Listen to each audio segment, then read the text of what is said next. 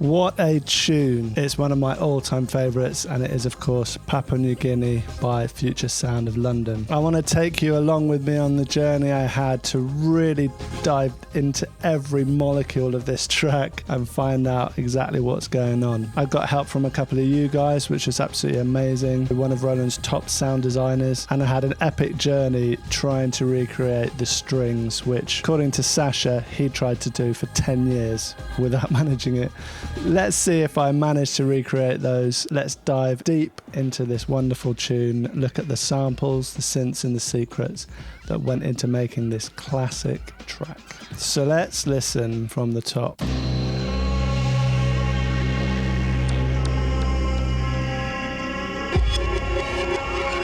We got two sounds in this intro. The main vocal. So I was able to get quite a lot of the main sounds from Who Sampled, as ever, thanks to everyone there and everyone who contributes to that. So this first vocal is the Dead Can't Dance sample from the track Dawn of the Iconoclast. It was just a matter of finding the right bit. I'm playing it at F, so if we have a little listen to my version.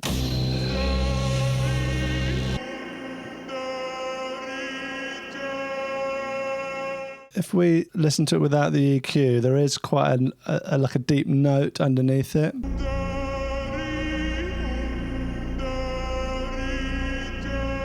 Which I've EQ'd out. The other sound we've got there, which I also got from Who Sampled, is from the film House 2, which is actually up on YouTube, I think the whole movie. Very helpfully in Who Sampled, it shows you the exact points, 344.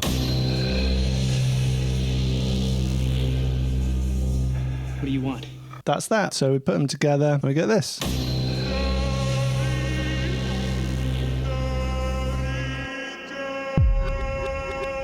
So far, so good. If you'd like to know exactly what kit was used in nearly all of these classic tracks and the best modern software alternatives, check out this free PDF in the description. So next we've got this sound. So we've got a few sounds there. We've got a kind of what I suspect is a 909 kick. Boom, with some reverb on it. I recreated that fairly simply. There's also this sound. Now, this is a little bit of a discovery of mine. It's from Radio Babylon by Meat Beat Manifesto. It's fairly well known and it's on Who Sampled that that's where the bass line comes from, but it's not actually listed that this is also from that. And this is a fairly relatively important sound in the track. So if we just listen, so it's just stepped up from the C to the C sharp, and this is the whole track. I mean, even just that has been sampled a lot. And then if we listen to a bit more, so that's the bass line, but it's also that. And I just put a bit of delay on it to recreate it. Also, we have this kind of backwards drum loop thing, which brings me on to the first person that helped me, and also some confusion. So interesting thing I found while digging. So this was sent to me by Barry Hinselwood. He sent me a number of samples, and Barry, thanks so much. If you're watching, I'm really grateful. So from that, I got this, which is... I could actually just reverse that. And it does sound more or less like this, but I don't think it's exactly right, and I'll tell you why in a second. But the second thing I got from that was the seagull sound, which is quite an iconic sound, which is this. Which, let's have a listen to the original. Pitch is slightly different, maybe I should pitch mine slightly differently, but that's more or less the same. But why do I think that that's not the actual original sound? Well, through digging, I think in 2002, Future Music released a sample pack, like a remix pack for this tune. But they didn't have permission, so they actually kind of recreated the sounds. And how do I know? Well, some actually quite big remix, one in particular I think was actually endorsed by Future Sound of London, has the wrong sounds. A case in point...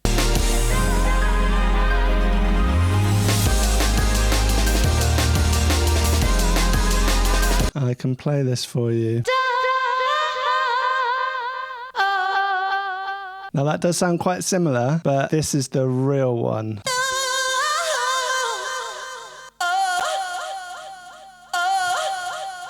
And the final one.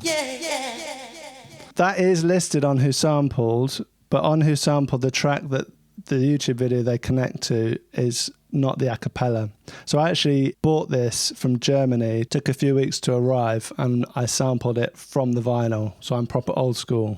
Don't forget it. Evidently, there is this Future Music pack, and it's not the original sounds. And also, if we listen to... I think I used that one, actually. That one's pretty good. But if we listen to the strings...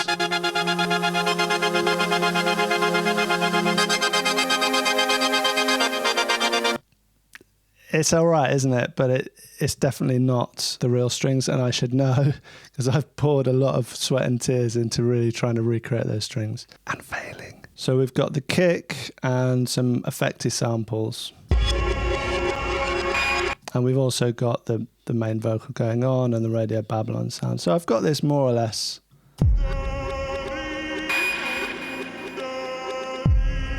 My levels are a bit off.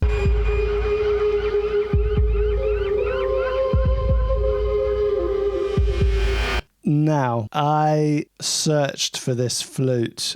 I searched high and I searched low. I looked through this, I looked through some classic sample packs. But I've got someone called Dan, big up Dan, who's been helping me out with some of this stuff. And I emailed him, asking him about it. He mentioned the 0G data file series. So if you're not familiar with this is an old set of sample packs which isn't available anymore because they used copyright material. They basically, everything's from records. So that was kind of okay in like 1991 or whatever, but it swiftly became not okay. So I found on the internet these sample packs. So if we look here and then this one, flute. And when I came across it in my computer, the order was reversed. So I just hit flute 11.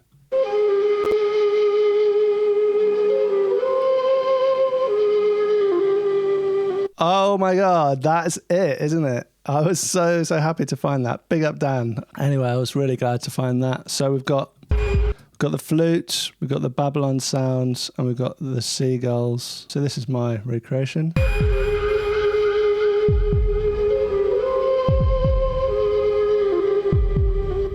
And I left out some. There's lots of extra samples. There's a Sound on Sound article, how we made this track, about this track, which is like a goldmine for me, although it didn't help me tremendously. But I learned from that they created a lot of sounds. They're experimenters. I'll talk about this in a moment. Yeah, I didn't kind of go to the effort of doing every single little weird sound. Like there's that one. And then we have the next vocal.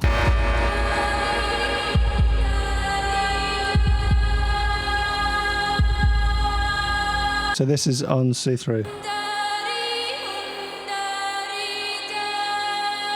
At the beginning we've got F2, so it's this.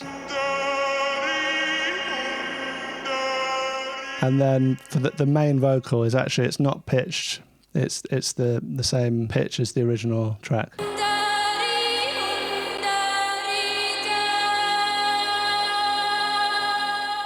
So let's listen to my version.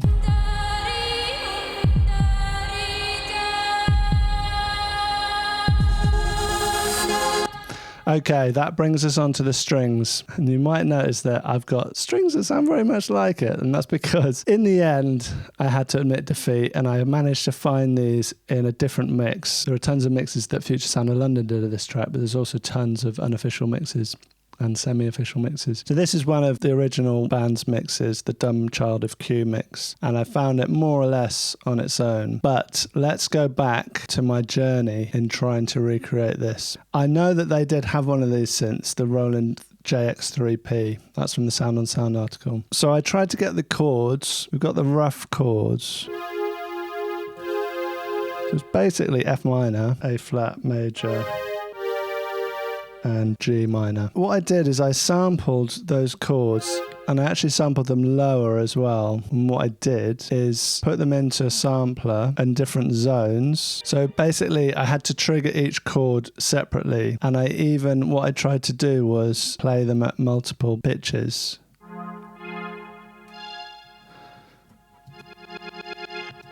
And I did it with shorter notes and I also did it with longer notes. which is kind of getting there. Then I used a gate sidechained. So originally I sidechained it to one of the breaks, the hot pants break, and actually I looped a small bit, like quarter of a bar or something. But then I made my own sidechain, so I just need to adjust the gate a bit.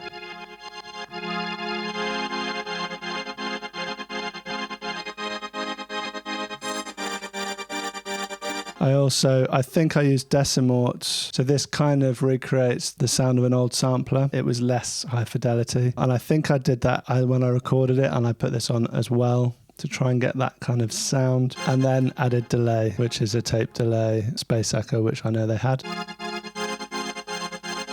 And it's a little bit in the direction, but I'm not satisfied with that at all. One of the great things about doing this series is that people have been helping me and reaching out to me. Like I had Jody Wisternoff telling me how to make the pad from Halcyon and on and on.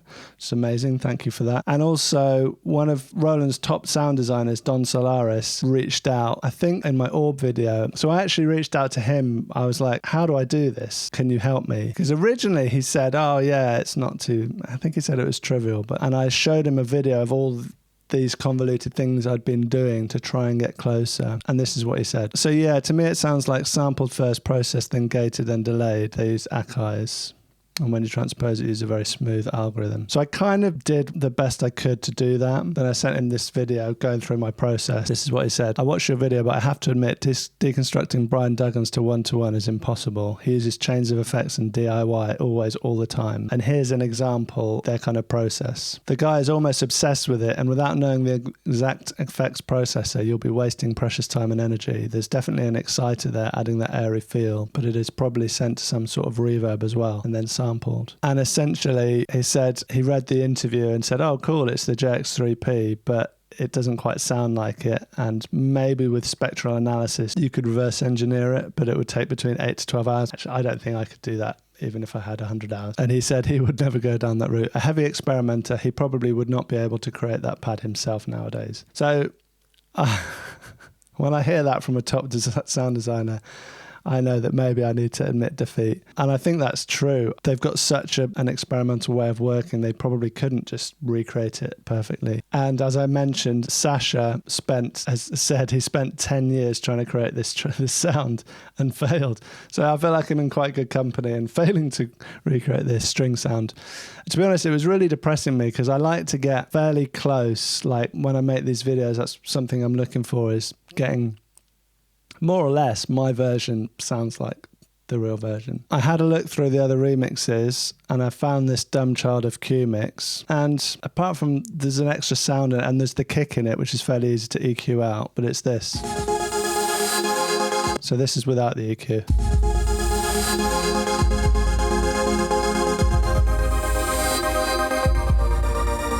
So lovely. There's more going on than just those simple chords I showed you. So I just EQ'd that, and we've got this sound effect noise in it, but basically I had the sound I was looking for. It's just such a magical sound. It's just amazing. What can I say? I doff my cap to the creators, but I'm just so happy that I found something that I could use basically in my recreation. So let's have a listen to my version.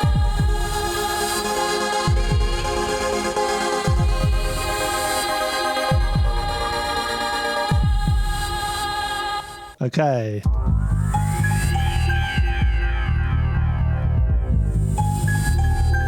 So we've got a couple of the major sounds coming in now. So the bass is quite well known that it's Radio Babylon by Meat Beat Manifesto. It's in the Sound on Sound article. But how do they do it? Just in the sample, I just took this little chunk. I think I took this chunk because there's a little bit of air in that one.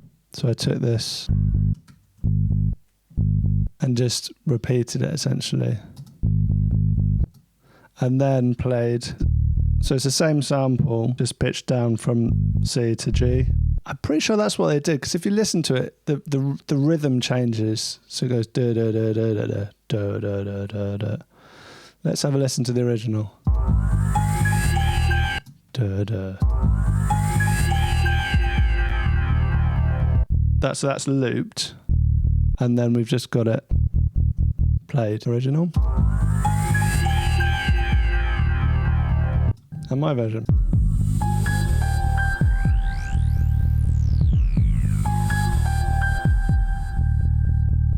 I'm happy with that. Then we've got the piano, which in the Sound on Sound article, they say that the engineer gave them a harp sample that they could play all the way up and down the keyboard. So I suspect that's what that is, and you can hear it at the end of the Dumb Child of Q mix, nearly on its own.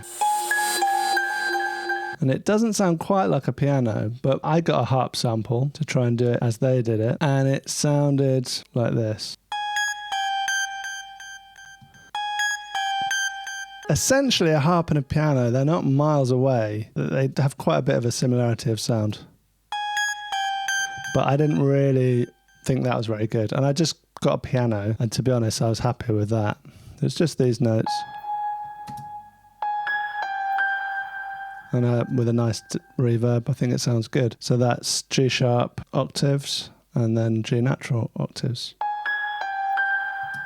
Nice.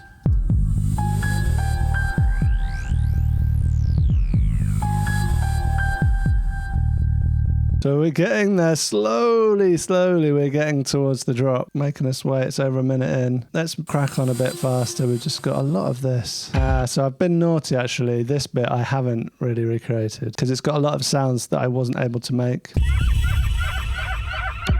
So we've got seagulls and an extra sound, which I don't know. And then a little bit of a nice synth, which I believe is the JX3P. I had a go at recreating that and I wasn't really successful.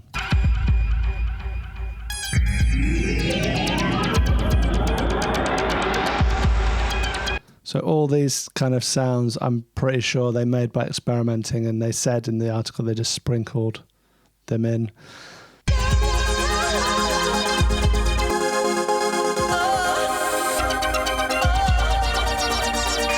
Yeah, I should have done that synth actually, because it's really nice and it really complements the strings.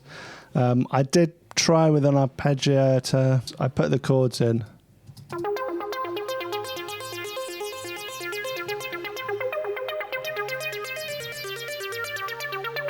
It's not really sounding right.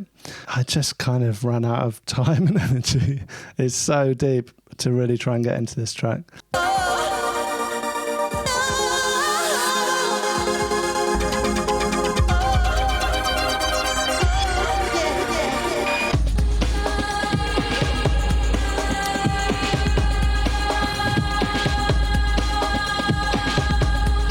Finally, we got the drums. I love breaks anyway. I'm really a bit of a break kind of person.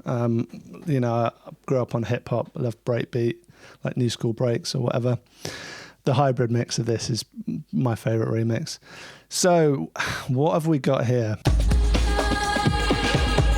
So obviously we've got the vocal, and then we've got a number of breaks. So from the article, they said they use about 4 drum breaks. So I've kind of done that more or less. I've got a kick without reverb. There's a break in this which I couldn't find, which I'd love it if someone could tell me what it is, and it's this. You can hear it quite clearly here.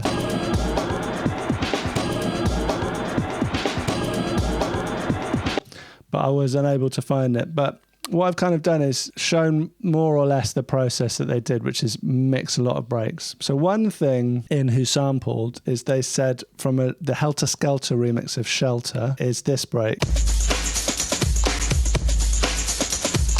which in itself samples the Hot Pants break, which is this. So that's just looped 1 bar.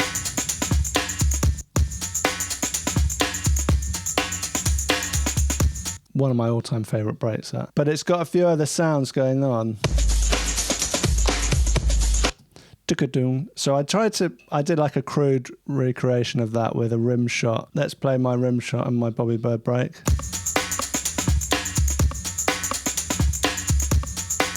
There's also this So what I did with that, I got this break, got a tiny bit of Anne Murray, put your hand in the hand.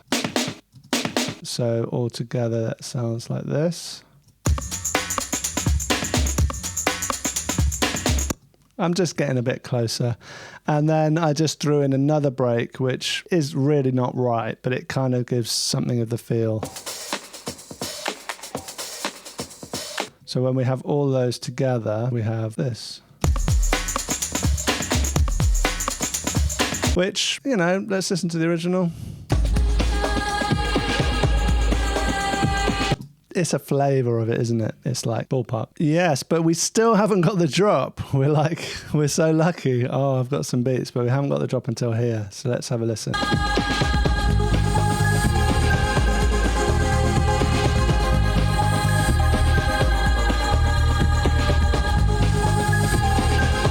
So even though this is a very complex track, there's loads of different sounds in it. It's all about these essential elements for me. It's like the strings, the bass, the beats, the piano, and the vocal. It's just sublime. Like this drop, this is why this is one of the most classic tracks ever. It's just sublime, isn't it?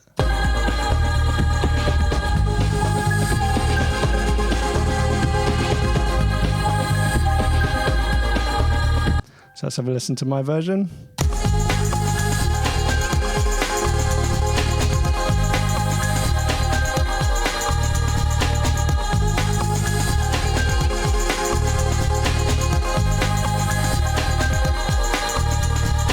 In this track, it's very much, you can tell it wasn't made in a DAW because things are not on the grid. You know, they are basically, you can beat match it. It's in time, more or less, even though I did have to slightly tidy it up to get it perfectly in sync in Mableton. But they evidently played stuff in and they heard it rather than saw it. And I think we all should try and do that more, people who make music. So this Fuzzy Haskins break comes in, and this is actually in Who Sampled, and that was nice because it was easy to find.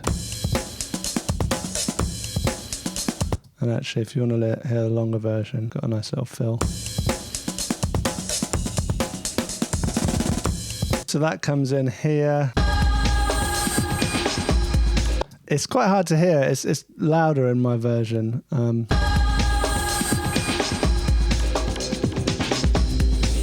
But you can hear it, the cymbal and the break. And then, I mean, the next real peak of the track is where these shelter vocals come in. So we've got the lovely drop. Then we have a little breakdown.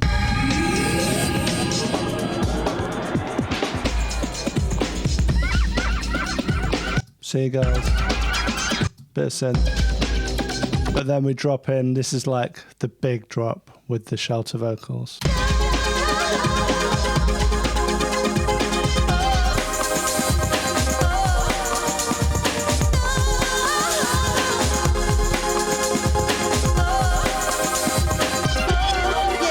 Bass.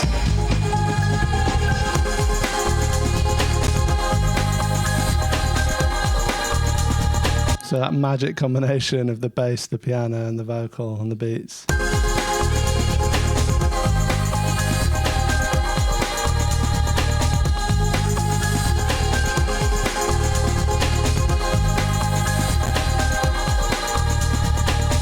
We've got the flute coming back in here. And then we have it pitched up. So pitched up an octave. But that's clearly what it is.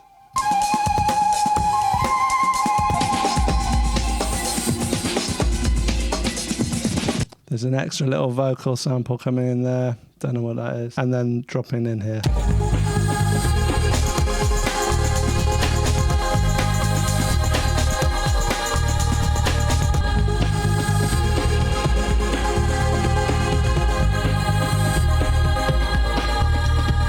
So there you have it. So thanks for joining me on this journey. Hope you've enjoyed it, and I'll catch you in the next one.